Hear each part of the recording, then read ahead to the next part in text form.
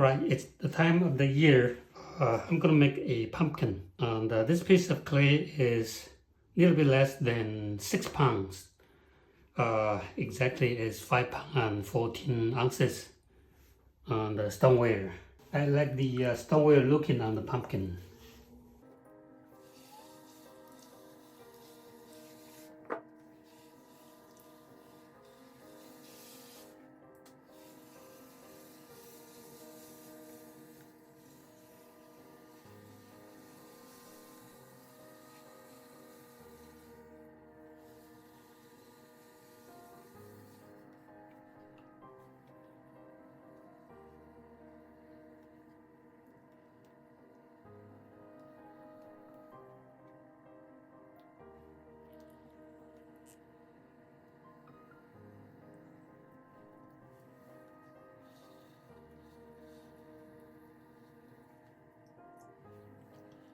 And since I'm not going to trim a full ring, so I am making my base a little bit thinner than my usual.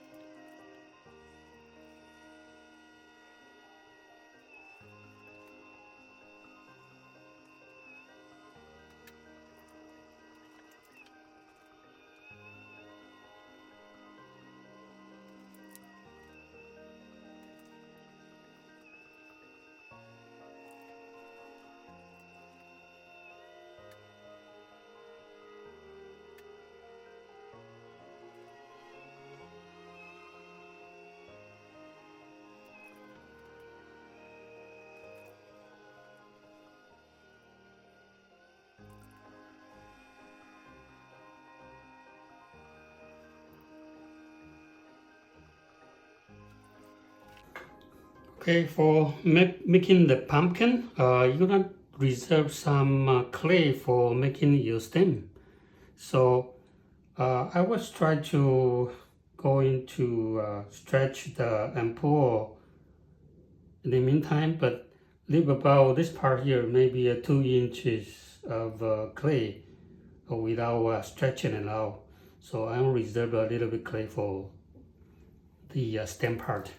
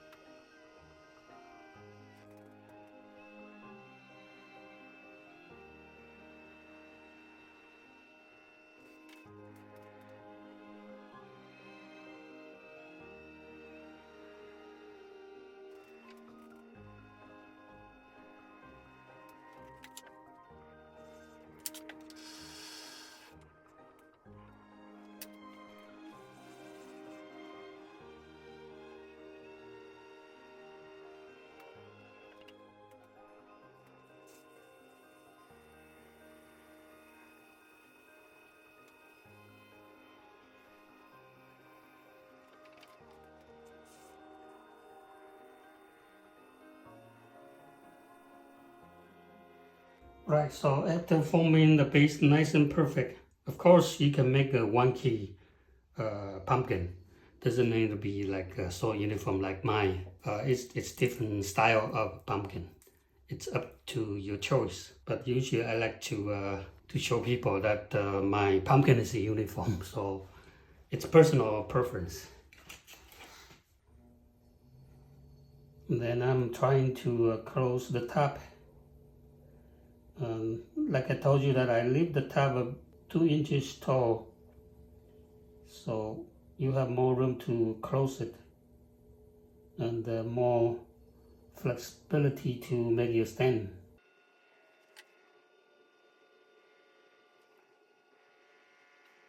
There are a couple ways to shrink the top. Just make sure that you have a little bit of this part here. It's like your middle section, and then your fingers fit in there, and try to lift it up and also shrink it squeeze it in. So it's like 6 point. 1, 2, 3, 4, 5, 6. 6 point. And then you kind of lift it and kind of pinch it.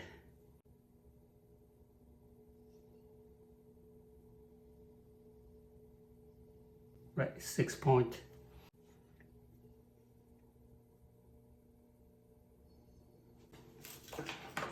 Just making sure the shoulder follow through the curve. So before I close further, I kind of go back there when my finger can still go inside and underneath at the shoulder. I like to make the curve a little bit smooth.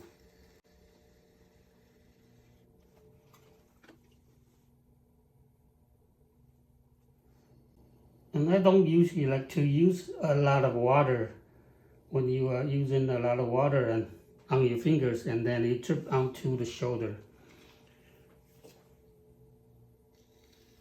So the best way is just use a sponge to put it in the water and then just kind of focus on the part that you want to shrink more.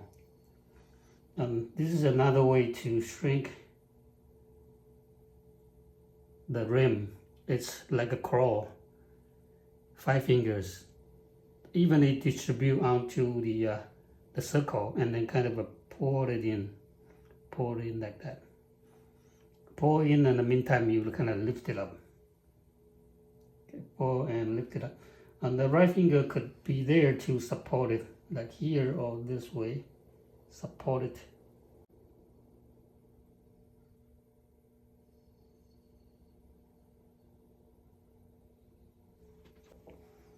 A little bit more clay here, could come back here and then kind of lift it. Make it a little bit thinner.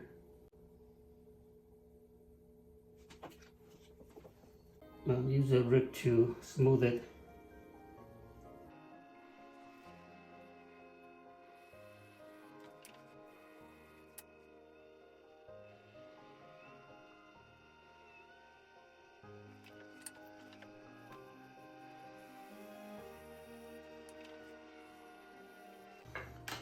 Right, so now the important part is here. I'm going to use a wooden knife, not holding like this way, okay, holding more like slanted. So do a little bit of an undercut.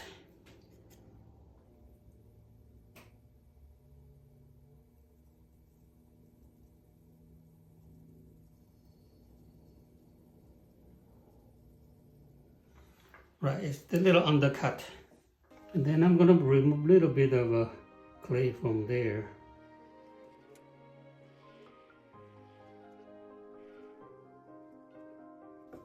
So you can see that this part is where I undercut it.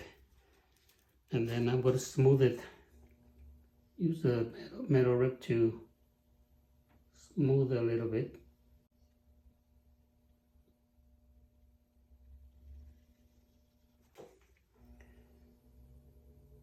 Make sure the stem part here, the wall is thin. And I'm going to push this part here, follow the little pointy spot, push it down.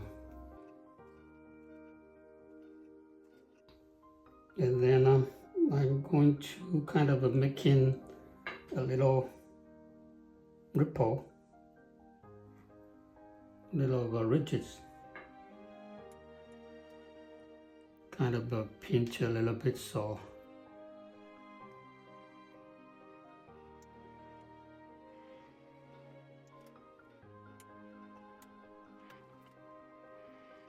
take my time and slowly pinch it in.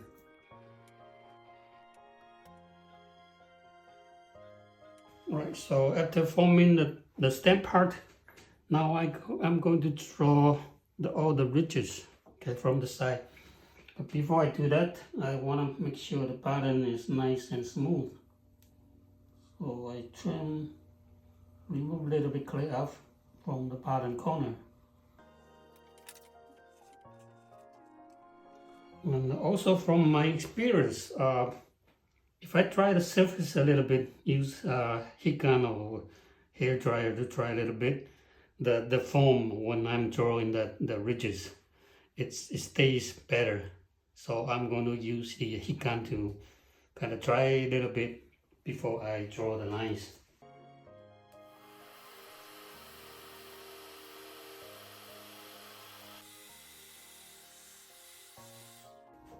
Right, so now I'm going to draw all the lines. And this is my cutting knife, and I just use a sandpaper or use a grinder to grind it so that the tip is a little bit smaller. Okay, and you can use the popsicle sticks. Okay, either way.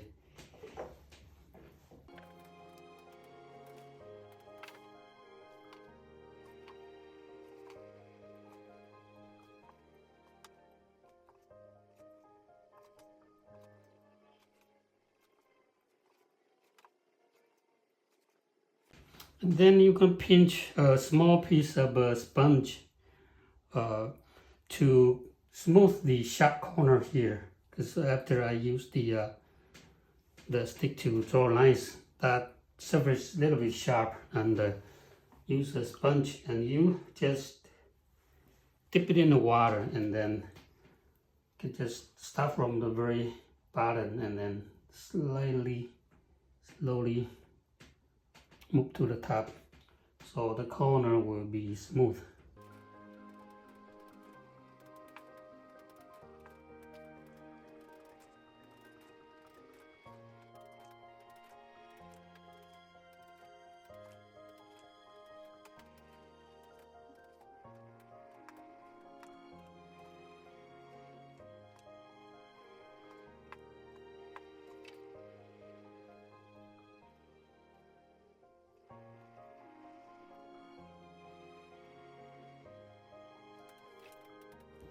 Okay, so that's the drawing all the lines.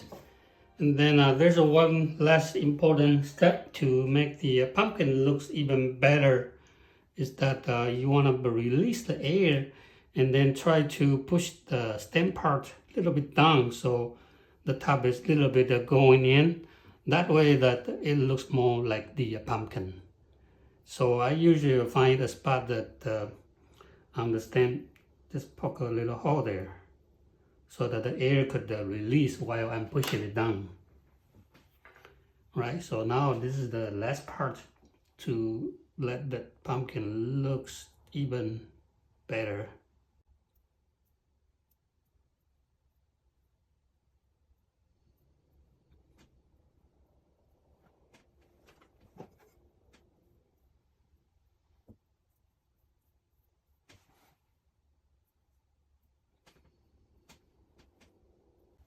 Right, so this is my pumpkin demonstration, and I've been making pumpkin about since 30 years ago. I started to make pumpkin for my kids, and now I saw a lot of video of people making pumpkins.